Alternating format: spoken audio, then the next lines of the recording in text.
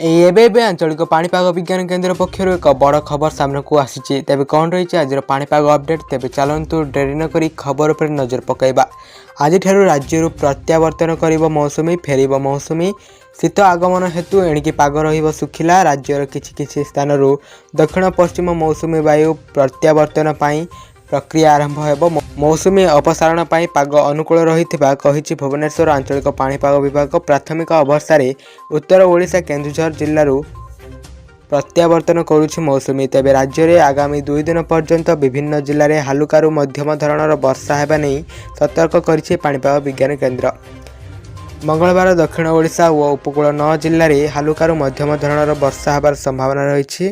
गजपति गंजाम और मालकानगिरी में प्रबल वर्षा नहीं येलो अलर्ट जारी करिछि पाणीपाग विभाग। सेहीपरि मालकानगिरी कोरापुट नवरंगपुर कलाहांडी गजपति गंजाम कंधमाल नयगढ़ खर्दा पुरी और रायगड़ा कोरापुट रे बिजुली घड़घड़ी सह हालुकारु मध्यम धरणर वर्षा हेबार संभावना रही। बुधवार मध्य कलाहांडी नवरंगपुर मालकानगिरी कोरापुट रायगड़ा गजपति गंजाम जिले में हालुकारु मध्यम धरणर वर्षा हेबार संभावना रही। एसबू जिला को येलो वार्निंग जारी करिछि पाणीपाग विभाग।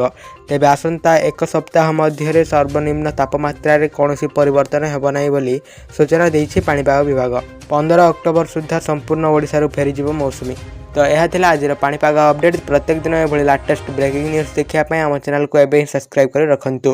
Bureau report news network Odia.